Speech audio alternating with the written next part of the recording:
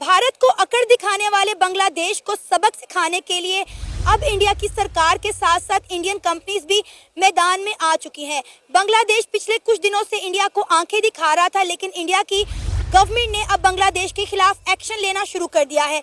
सबसे पहले Indian government ने ये किया कि खाने पीने की जो चीज़ें इंडिया से बांग्लादेश एक्सपोर्ट की जाती थी उन तमाम पर रोक लगा दी। उसके बाद इंडिया के अंदर बांग्लादेशियों के खिलाफ क्रैकडाउन शुरू हो गया। वो बांग्लादेशी जो गैर कानूनी तौर पर इंडिया के अंदर रह रहे थे उनकी पकड़ धकड़ शुरू कर दी गई। लेकिन अब जो इंडिया की ऑटोमोबाइल कंपनीज हैं, ऑटो पार्ट कंपनीज हैं, वो भी बांग्लादेश से काफ़ी नाराज नजर आ रही हैं। लिहाजा उन्होंने ये फैसला किया है कि वो 1 महीने तक कोई भी ऑटो पार्ट जो है वो बांग्लादेश को एक्सपोर्ट नहीं करेंगे। ये अपने आप में इतना बड़ा फैसला है कि अगर इंडिया अपने इस फैसले पर कायम रहा तो बांग्लादेश में चलने वाली गाड़ियां बंद हो जाएंगी। बांग्लादेश को कोई बुरा हाल नहीं होने वाला। ठीक है, एक मुल्क के लिए अगर इंडिया नहीं दे रहा तो उसमें उसका लॉस है। ठीक है, उसके लिए और बहुत सारे रास्ते खुल सकते हैं। अगर ये कहे कि शेख हसीना वाजिद चली गई है तो उसके बाद इंडिया सिर्फ उसी के साथ ही चल रहा था, तो ऐसा कभी नहीं हो सकता। कोई मुल्क किसी के जाने से रुक नहीं सकता। यहाँ पे नए लीडर आए, नए लोग आएंगे, नई सोच आएगी, नई जवान आएंगे, यानी कि जितना भी सब कुछ नया होगा तो टाइम लगेगा, लेकिन टाइम के साथ समझ जाएगा सब कुछ। सर अभी तो बांग्लादेश रुक गया है ना। देखिए, हम बात करें तो अगस्त के महीने में 5 अगस्त 2024 को शेख हसीना वाजिद की जो कहले हुकूमत थी उसका तख्ता पलट गया था, लेकिन आज तक जो है बांग्लादेश एहतजाजों की आग में क्यों जल रहा है? फिर इसकी सबसे मेन रीजन यही है कि जिसने मुल्क हमारा पाकिस्तान तोड़ा था ना, उनके मुंह पे तमाचे बज रहे हैं, आज उन्हीं के पुतले जलाए जा रहे हैं। जिन्होंने मुल्क तोड़ने की बातें करते हैं आज उनके मुंह पे थप्पड़ बज रहे हैं, और उसका सबसे बड़ा रीजन यही है। अगर ये कहें कि प्याज नहीं मिल रहे, टमाटर नहीं मिल रहे या कुछ नहीं मिल रहा, तो उसके लिए और बहुत सारे कंट्रीज पड़े हैं। जैसे उनका अभी वो बांग्लादेश की बात कर रहे हैं तो बांग्लादेश पाकिस्तान की तरफ देख रहा है, तो पाकिस्तान ऑलवेज उसके साथ खड़ा होगा। मुझे जहां तक कहना चाहिए कि पाकिस्तान के जो लीडर हैं वो इस चीज को कभी ठुकराएंगे नहीं, वो बल्कि उसका साथ देंगे और उसको अपने साथ खड़ा करेंगे। क्यों खड़ा होगा पाकिस्तान बांग्लादेश के साथ? क्या हम 1971 की वॉर भूल गए हैं?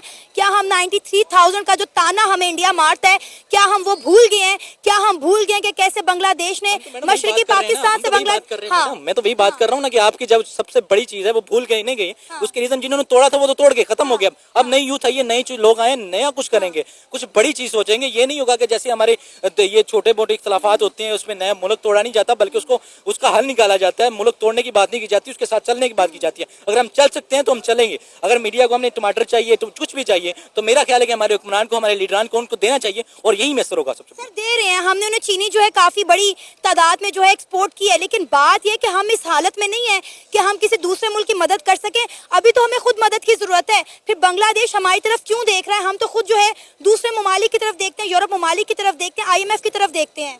हमारा मुल्क एक ज़रूरी मुल्क है, उसके लिए जो चीज़ बांग्लादेश को चाहिए वो उनको अवेलेबल होगी। हमारे मुल्क में ऐसी कोई सी इंडस्ट्री नहीं है जो वो नहीं कर सकते।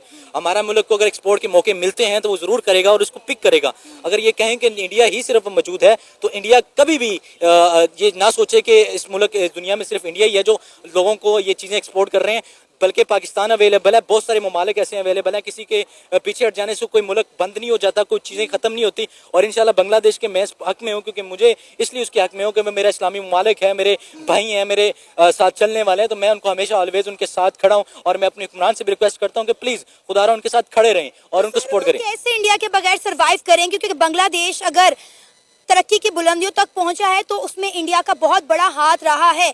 90% इंडिया ने जो है बांग्लादेश को सपोर्ट किया है। वहाँ पे खाने पीने की अशिया देखें, ऑटोमोबाइल्स की हम बात करें, वहाँ पे टेक्सटाइल इंडस्ट्री की बात करें, हम बिजली की बात करें। आई डोंट केयर इंडिया, मैं इंडिया को मतलब कोई परवाह नहीं है मुझे इंडिया की, मैं बात कर रहा हूँ बांग्लादेश की। इंडिया अगर नहीं दे रहा तो उसकी मर्जी है। अगर एक्सपोर्ट उनके एक रास्ते बंद होंगे तो दूसरे बहुत उनके पास रास्ते पड़े हुए हैं। मुल्क ये पाकिस्तान ना देगा तो और बहुत सारे कंट्रीज पड़े हैं। टेक्सटाइल इंडस्ट्री तबाह हो गया, बांग्लादेश इस वक्त रो रहा है। टाइम लगेगा ना, हर चीज को टाइम लगता है। जैसे फौरी थोड़ी तेज हो जाती है, हर चीज को खत्म टाइम लगता है। ऐसे अचानक कोई भी चीज नहीं बन जाती। अगर एक चीज को तोड़ा जाए, चीज समझ नहीं आ रही कि इंडिया के साथ ये लोग इस तरह का सलूक क्यों कर रहे हैं। इनको पता नहीं है कि इंडिया कितनी बड़ी इकोनॉमी है और इंडिया ने बांग्लादेश को कितना जो है वो सपोर्ट किया है।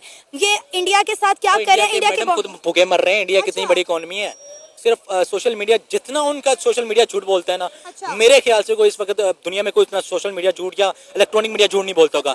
सबसे ज्यादा अगर झूठ पाया जाता है तो वो इंडिया की पाया जाता है। रिसेंटली आप एक वाकया ले लें जहाँ पे इमरान खान के वो जो कंटेनर का एहतजाज हुआ था डी चौक पे, तो उनकी एक तस्वीर दिखाई जा रही थी कि एक बंदा नमाज पढ़ रहा था और पुलिस ने गिरा दिया। हाँ, उनको वो चीज़ नजर आई, लेकिन उनको ये नहीं चीज़ नजर आई कि जो अजमेर शरीफ में उन्होंने कर रहे हैं कि उनका मंदिर निकला है। ये वो इंडिया सिर्फ बाकायदा एक फसाद बर्पा करता है और फसाद के अलावा उसके पास कुछ नहीं है। अच्छा। अगर वो चाहता है कि ये चीज़ें ख़त्म हो तो ये उनके ये झूठ, ये जो इलेक्ट्रॉनिक मीडिया है और सोशल मीडिया को ख़त्म करना पड़ा है, झूठ ख़त्म करना पड़ा, लेकिन झूठ उनमें कूट कूट के भरा है। वो इतने नफरत अंगेज बातें करती है मीडिया उनकी कि बात वहीं पे ख़त्म हो जाती है।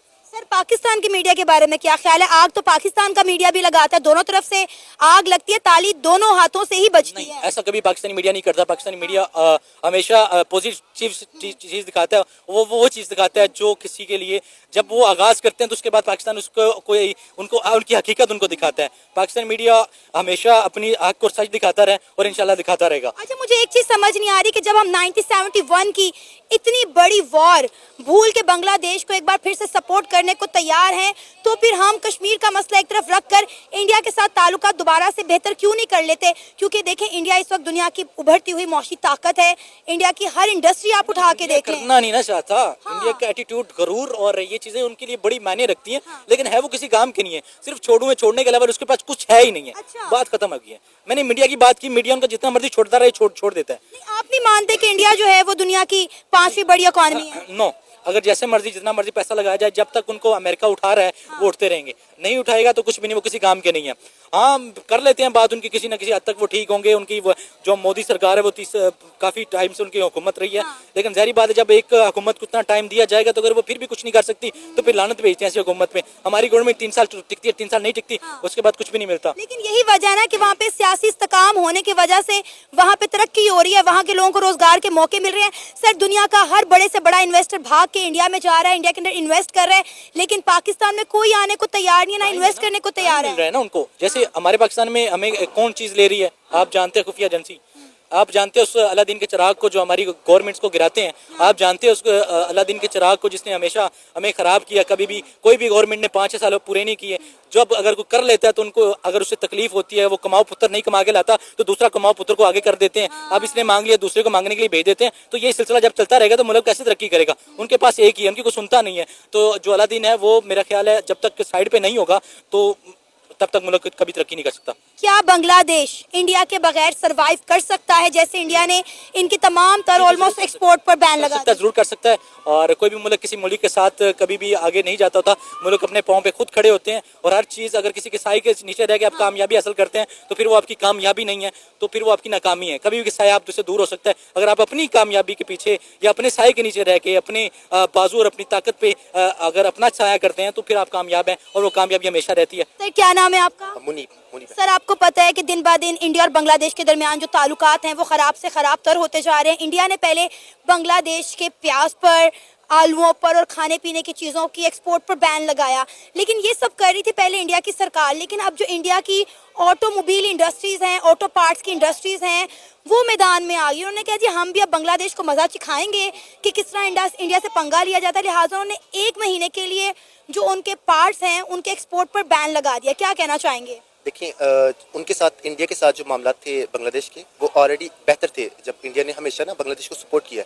इंडिपेंडेंस के टाइम भी जब बांग्लादेश की इंडिपेंडेंस हो रही थी, पाकिस्तान मुसलमानों के साथ उनके मामला खराब थे, बट इंडिया वालों ने उनको सपोर्ट किया, हिंदुस्तान उनको सपोर्ट किया हर मामला में ना। तो आपको इस बात का ऐड देना चाहिए था इंडिया को कि वो आपसे एक स्टेप ऊपर थे, वो देने वाला उनका हाथ था, तो उनके साथ मामला ठीक रखने चाहिए थे। मुझे लगता है कि रीज़न जो है, मेन रीज़न इसके पीछे ये है कि उन्होंने जो हिंदुओं के साथ जो बिहेव किया है, स्टूडेंट्स के साथ टॉर्चर करते रहे हैं, ठीक है, और कुछ कत्ल भी किए हैं नौजवान इंडिया के। तो उन्होंने सोचा कि अगर हमारे मुल्क के लोगों को या हमारे रिलीजन के लोगों को आप जो है इस तरह टॉर्चर करोगे या तंग करोगे तो इट्स अ नेगेटिव थिंग जो ये कर रहे हैं। तो बाद में सपोर्ट भी आप उनसे ले रहे हैं, तो ये डिप्लोमेटिकली और लॉजिकली ये चीज़ समझ नहीं आती कि कंट्री आपको मामला हुए भी यहीं से ही खराब हैं कि जब बांग्लादेश ने अपने मुल्क के अंदर रहने वाली हिंदू कम्युनिटी को टारगेट किया, खवातीन के रेप किए, बच्चों पर तशद्दुद किया, उनके घरों को जो है लूटा, उनकी दुकानों को जलाया, उनके मंदिरों को डिमोलिश किया, उसके बाद इंडिया ने ये एक्शन लिया। इन्होंने अब जो है 3 दिन से दिल्ली पुलिस जो है वो ये क्रैकडाउन करे कि जितने बांग्लादेशी इंडिया के अंदर गैर कानूनी रह रहे हैं उनको पकड़ पकड़ कर जो है बाहर निकाला जा रहा है इंडिया से। एग्जैक्टली ये पॉइंट बिल्कुल सही है आपका कि इस वजह से ये हुआ है क्योंकि रिलीजन जो है वो एक पॉइंट था जहाँ हर कम्युनिटी जो है वो ट्रिगर कर जाती है। पाकिस्तान है, इसमें इस मुसलमानों के खिलाफ अगर कोई स्टेप लेंगे किसी दूसरी कंट्री में तो उनके साथ ऑब्वियस सी बात है कि मामला जो फॉरेन मामला है वो खराब होंगे। तो फॉरेन अफेयर्स आपने किसी कंट्री के साथ रखनी है, सही रखनी है। एक तो होता है 50-50 कि अगर हम हैं और ईरान है हम 50% उनको सपोर्ट कर रहे हैं उनके मुश्किल टाइम में, और वो हमें सपोर्ट कर रहे हैं हमारे मुश्किल टाइम में, तो समझ आती है बात। लेकिन एक कंट्री जो आपको सपोर्ट कर रही है, फॉरेन एड दे रही है, आपको रिसोर्सेज प्रोवाइड कर रही है, आपकी क्राइसिस के टाइम में आप उनकी कम्युनिटी के लोगों के साथ इस तरह बिहेव करेंगे कि आप उनको टॉर्चर कर रहे हैं, उनके घर वालों को तंग कर रहे हैं, ठीक है, तो ये it's not a good thing के जो कर रहे थे ये, और जो रिस्पांस इंडिया का है ये I think it's valid. It's सवाल मेरा ये है कि क्या इंडिया के बगैर, इंडिया की सपोर्ट के बगैर बांग्लादेश सरवाइव कर सकता है? क्योंकि जैसे आपने खुद कहा कि इनको तमाम तर सपोर्ट जो है वो इंडिया की थी। जब ये मशरकी पाकिस्तान से बांग्लादेश बना तो वाहिद इंडिया था जिसने बांग्लादेश को सपोर्ट किया, उनको जो है हर लिहाज से ऊपर ले जाने की कोशिश की। मैं ये समझता हूँ, in my opinion, I can be wrong, ये ओपिनियन है कि इंडिया की सपोर्ट के साथ ही बांग्लादेश जो है वो इस्टेब्लिश हुआ था। एक टाइम पे आके बांग्लादेश की इकोनॉमी पाकिस्तान से अच्छी हो गई हुई थी, इकोनॉमी, उनके इकोनॉमिकल रिलेशंस जो थे वो बेहतर हो गए थे। और मैं पहले भी ये बात मानता हूँ कि हम एज अ पाकिस्तानी हमें भी कोलैबोरेशन चाहिए इंडिया के साथ ना। हम स्टेट ऑफ कंपटीशन में इंडिया के साथ कि हमने उनके साथ कम्पीट करना है। IT सेक्टर में हमारे से बहुत आगे हैं, हर फील्ड में हमसे आगे हैं। जय हिंद, नमस्कार दोस्तों। भारत से स्वाद पदार्थ के आयात पर रोक लगा कर के बांग्लादेश ने अपने ही पैर पर लात मार दी है, यहाँ की कुल्हाड़ी मार ली है।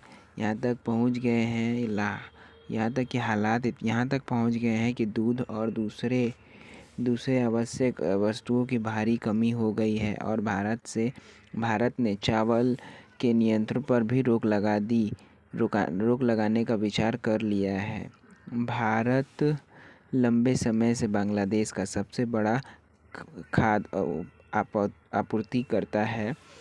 चावल, गेहूं, प्याज और आलू जैसे ज़रूरी खाद्य पदार्थ भारत से बांग्लादेश में भारी मात्रा में निर्यात किए जाते हैं, लेकिन हाल ही में बांग्लादेश ने भारत से दूरी बनाकर पाकिस्तान से आयात करने का यह फैसला किया है कि कुछ हफ्ते पहले भारत ने आलू और प्याज के नियंत्रण पर रोक लगाई। इसका मकसद घरेलू बाजार में कीमतों की स्थितियों का नियंत्रण रखने का लगाई। इसका मकसद घरेलू बाजार में कीमत को स्थिर रखना था, लेकिन बांग्लादेश ने इसे भारत की साजिश के तौर पर देश और पाकिस्तान की तरफ रुख किया। बांग्लादेश ने पाकिस्तान से प्याज और आलू खरीदने का फैसला किया, लेकिन यह कदम उल्टा पड़ गया। पाकिस्तान खुद खाद्य संकट में जूझ रहा है। वह घरेलू मांग पूरी करने के लिए अफगानिस्तान जैसे देशों में आयात करना पड़ रहा है। भारत से आयात बंद होने से 48 घंटे के भीतर ही बांग्लादेश में दूध और ज़रूरी वस्तुओं की भारी कमी हो गई। स्थानीय बाज़ार में दाम आसमान छूने लगे। अब भारत चावल और गेहूं जैसे महत्वपूर्ण खाद्य पदार्थों को नियंत्रित पर रोक लगाने की योजना बन रहा है। जहां ज़रा भारत से बांग्लादेश नियंत्रित की मात्रा भी जान लीजिए। दरअसल भारत से बांग्लादेश को भेजे जाने वाले चावल की बात करें तो यह करीबन $1 बिलियन सालाना, गेहूं $1 बिलियन सालाना, और अब अगर इन पर रोक लग जाती है तो बांग्लादेश में स्थिति और ख़राब हो सकती है। खैर, रिश्ते और व्यापार में समझदारी से काम लेना ज़रूरी है। बांग्लादेश को भारत जैसे सहयोगी देशों से दूरी बनाने से पहले यह सोचना चाहिए था कि उनका पेट किसके भरोसे पर भर रहा है। खैर, यह भर रहा था। इतिहास ने हमें सिखाया है कि गलत फैसले का नतीजा हमेशा बुरा होता है। उम्मीद करते हैं कि बांग्लादेश इस गलती को जल्द सुधारेगा। बांग्लादेश के इस संकट पर आपकी क्या राय है? क्या उनके भारत से साथ फिर से संबंध सुधरने चाहिए, हाँ या ना? में जवाब कमेंट करके ज़रूर बताइएगा, और हमारे चैनल को सब्सक्राइब करना ना भूलें। मिलते हैं अगले वीडियो में, तब तक के लिए जय हिंद, जय श्री राम।